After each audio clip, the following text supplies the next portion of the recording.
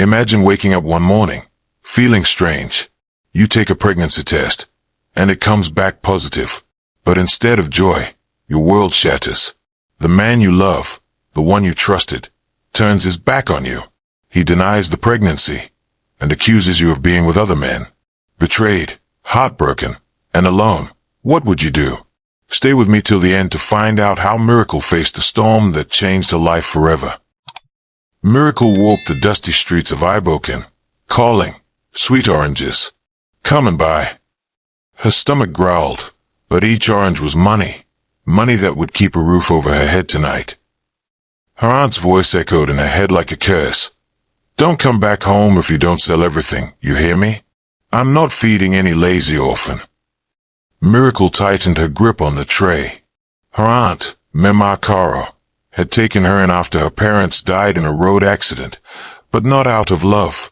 To Mema Karo, Miracle was free labor, a mouth she constantly threatened to shut for good. The only reason she hadn't run away was Seyi. She had met him just last week, an apprentice mechanic with oil-stained hands and a smile that made her forget the world.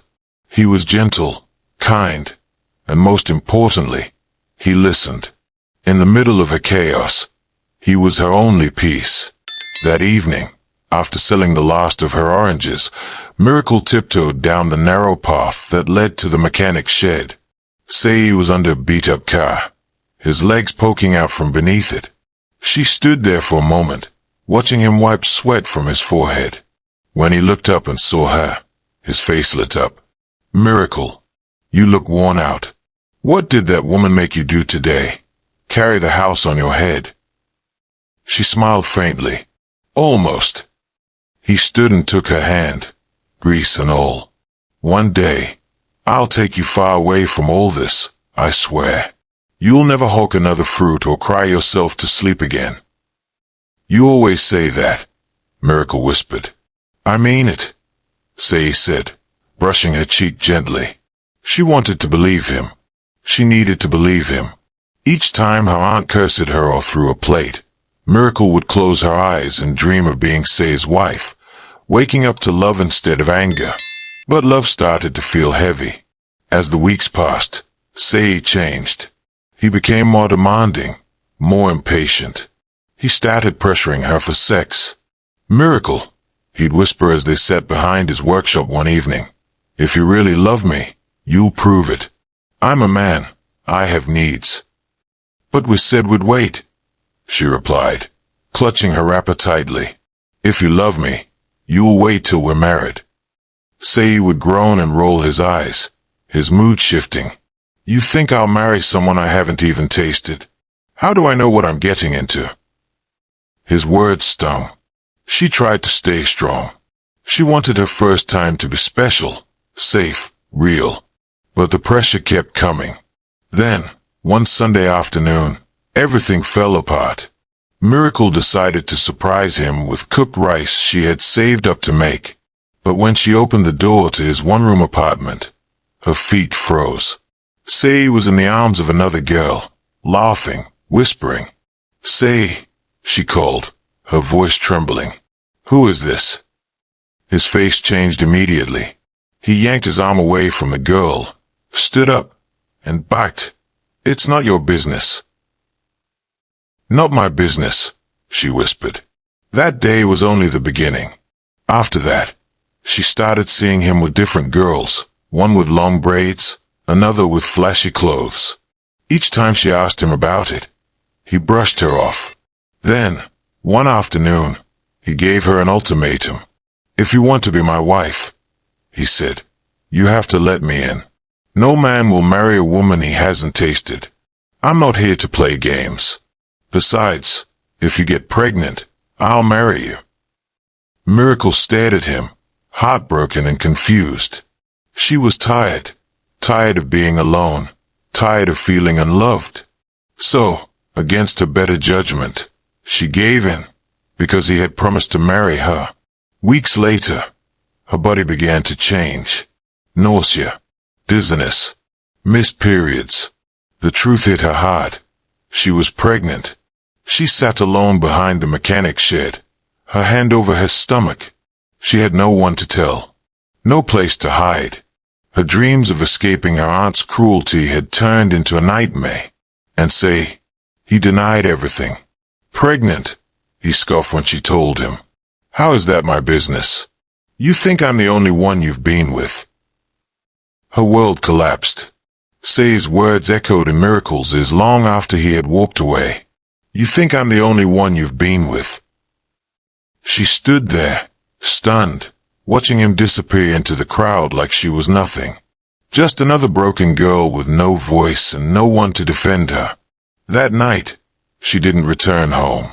She found herself in an abandoned church at the edge of town. Alone, she clutched her belly, tears falling for the life she had lost and the trust that had been shattered.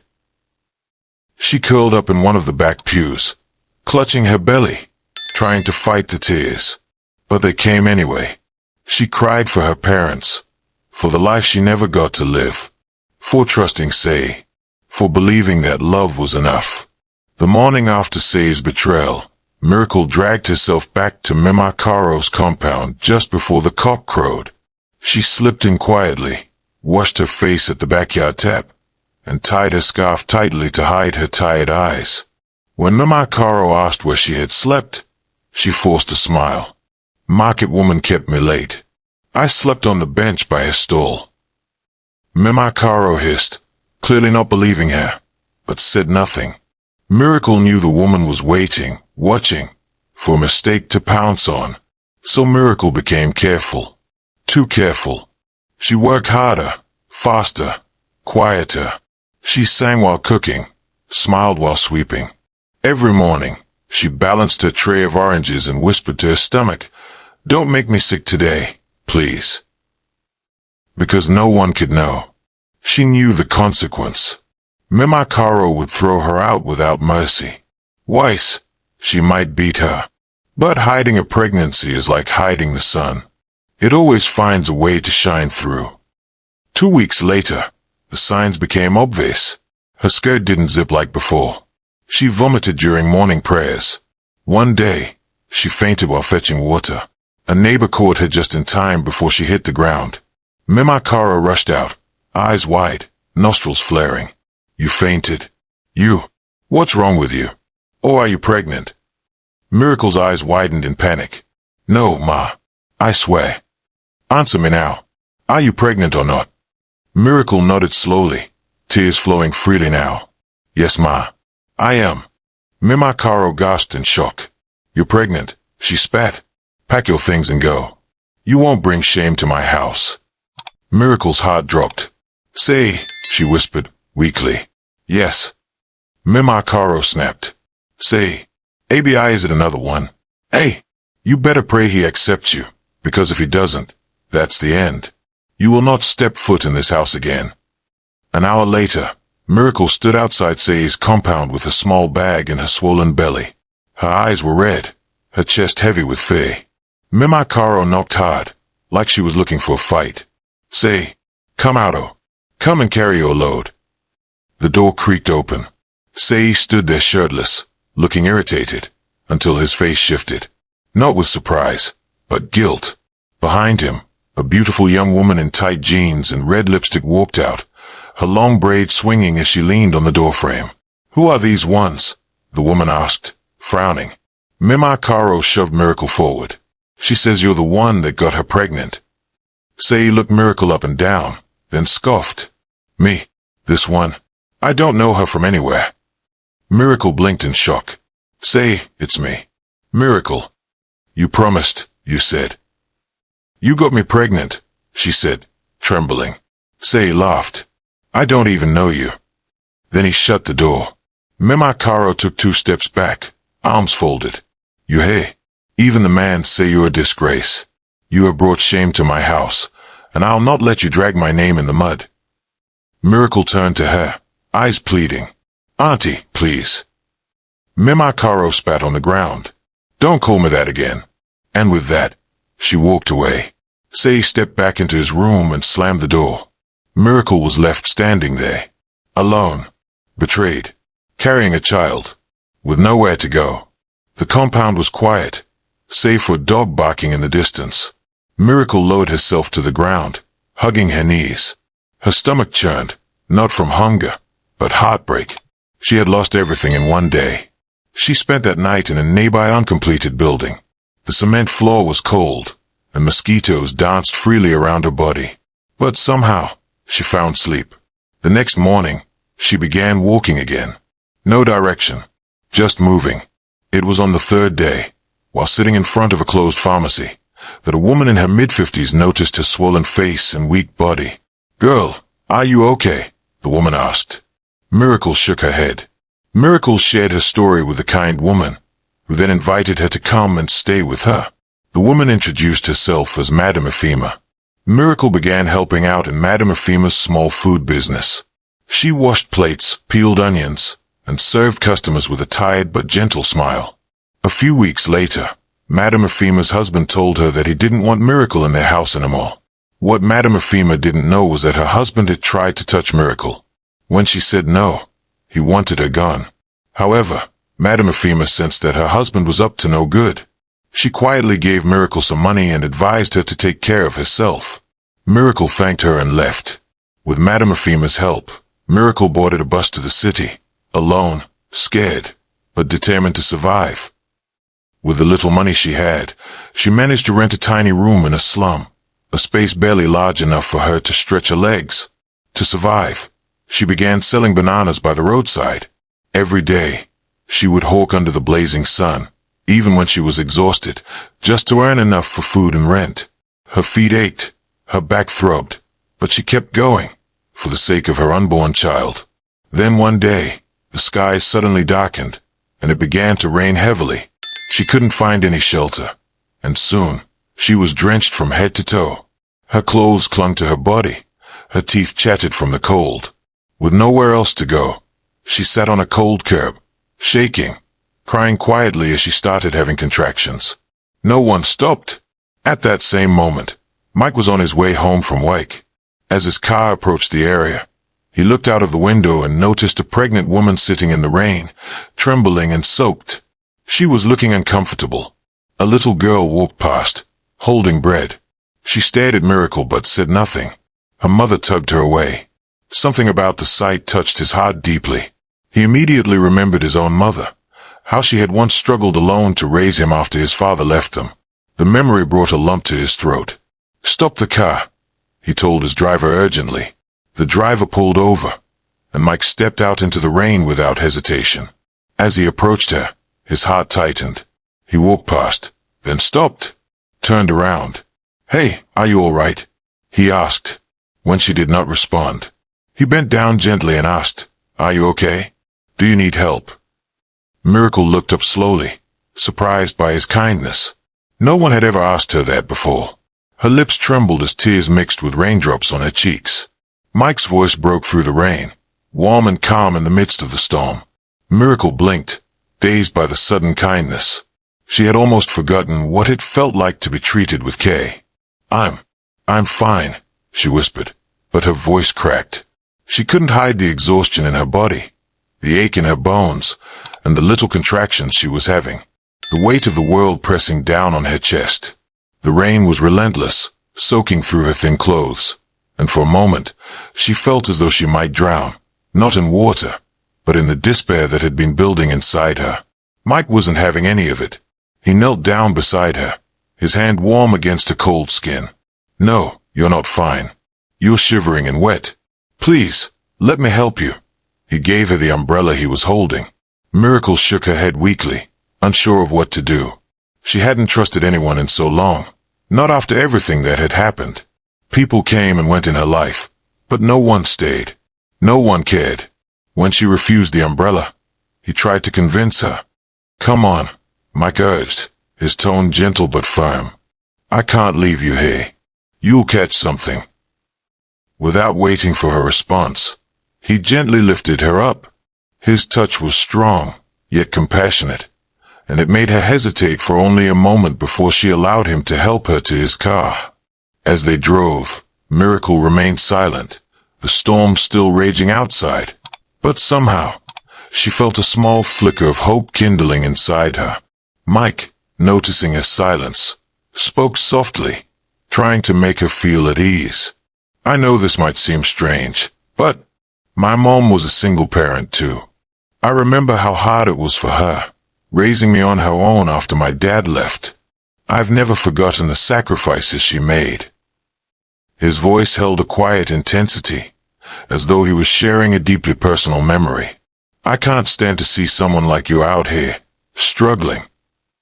Miracle looked at him, unsure of what to think. There was something about him, his sincerity, his compassion, that made her want to believe in him.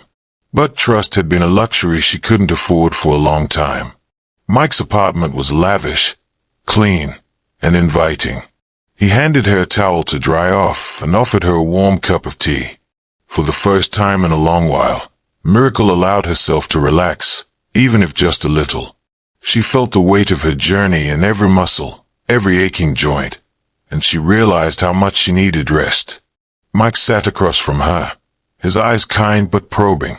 "You don't have to tell me everything," he said. "But if you want to talk, I'm here." Miracle stared into the steaming cup in her hands, her mind swirling with thoughts of Seyi, Amaka, and everything that had led her to this point.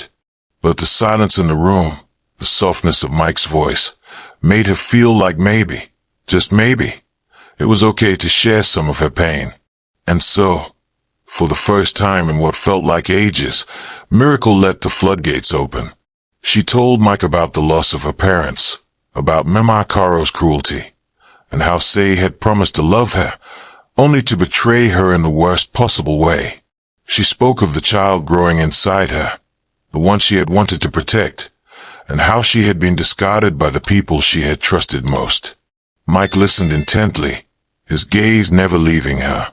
He didn't interrupt or offer empty words of comfort. Instead, he simply let her speak, and somehow, that made all the difference. When she finished, Mike exhaled softly. "I can't begin to imagine what you've been through, but I want you to know, you don't have to go through this alone." Miracle looked at him, her heart aching. She had heard promises before. "I don't know if I can trust anyone again," she admitted, her voice barely above a whisper. "But maybe I can trust you." Mike smiled, his eyes warm. "Take all the time you need. I'm not going anywhere." Over the next few weeks, Mike made sure that Miracle had everything she needed. He helped her find a doctor, made sure she had proper meals. Though Miracle was hesitant to accept his charity, but he insisted, saying, "You've been through enough. You deserve to rest." Despite her reluctance, Miracle slowly started to feel a sense of safety around Mike. He never pressured her, never asked for anything other than her trust. And as the days went by, the cracks in her heart began to heal, little by little. She found herself laughing again, sharing stories, and even dreaming about a future where she could give her child the life they both deserved. But as her pregnancy progressed, she started to wonder what would happen when the baby arrived. She couldn't keep living off Mike's generosity forever. He had his own life to lead, and she didn't want to become a burden. One evening, as they sat on the balcony watching the sunset, Mike turned to her, his expression serious. "Miracle, I know you've been through a lot, but I want to ask you something." He hesitated for a moment before continuing. "When the baby comes, what are your plans?" Miracle swallowed hard. The question she had been dreading. "I don't know," she confessed. "I want to give him a good life, but I don't have any money, and I don't want to keep depending on you." Mike's eyes softened, and he reached out to gently take her hand. "You're not a burden to me. If anything, you've brought light into my life that I didn't even know I needed. Whatever you decide, I'll be there." Miracle's breath quickened as the first wave of pain hit her. Sitting on the edge of the bed, her hand gripped her belly tightly, the world around her spinning. "It's happening," she whispered, a mixture of fear and excitement flooding his senses. Mike, hearing her cries, rushed in. His face was pale with worry, but his hands were steady as he helped her into the car. "Stay calm, Miracle," he said, his voice tight. We're going to the hospital. The drive was tense, with the only sounds being Miracle's labored breaths and Mike's occasional reassurances. "You going to be okay?" he said, though his grip on the steering wheel betrayed his own fear. Hours later, the cry of a newborn filled the hospital room. Miracle's heart soared. She looked at her son, her eyes filled with tears. "Your name is Noah," she whispered, smiling through the joy and exhaustion. From that moment, Mike took on the role of a father with effortless ease. He fed Noah, rocked him to sleep, and even bought him little toys. Miracle couldn't help but watch, her heart warming every time she saw Mike with Noah. His gentle touch, his quiet affection, it stirred something in her. She hadn't expected it, but she was falling for him. One night, after putting Noah to bed, Mike turned to Miracle. "What about you?" he asked softly. "What do you want for yourself?" Miracle hesitated. "I've always wanted to cook professionally," she said, the words escaping before she could stop them. "But it feels too late now." Mike smiled. "It's never too late. We'll make it happen, together." He enrolled Miracle in a cooking class, where her natural talent quickly emerged. With his encouragement, she started catering, and soon her name was known for delicious food. Mike was by her side every step of the way. The grand opening of her restaurant arrived, and it was a success. People raved about her unique dishes, and her name quickly became well known. Mike watched her with pride, his admiration for her growing each day. One evening, after a long day of work, Mike took Miracle out to dinner. The restaurant was dimly lit, the soft hum of conversation surrounding them. Mike seemed unusually quiet, fidgeting with his napkin. Finally, he spoke. "Miracle, I've been watching you grow, seeing how you care for Noah. I've realized something." Her heart pounded. "What is it?" she asked. Mike pulled out a small box and opened it, revealing a simple, elegant ring. "I love you, Miracle. Will you marry me?" Tears welled in her eyes. "Yes," she whispered, overwhelmed with emotion. "Yes, I will marry you." Their wedding was a simple, beautiful affair in a garden. Miracle, radiant in a gown she had designed herself, walked down the aisle with Noah, now a playful toddler, by her side. As she reached Mike, she knew that all the struggle she had faced had brought her to this moment, surrounded by love and happiness. Their life together was everything Miracle had ever dreamed of. Mike stood by her, supporting her every step of the way. Noah called him Dad, and it warmed her heart to see the bond between them. One evening, as they sat on the porch, Mike turned to her with a smile. "Look at you now," he said. "I told you you deserved more." Miracle squeezed his hand. "And I wouldn't have gotten here without you." Their life wasn't perfect, but it was full of love, laughter, and hope. For Miracle, that was all she had ever wanted.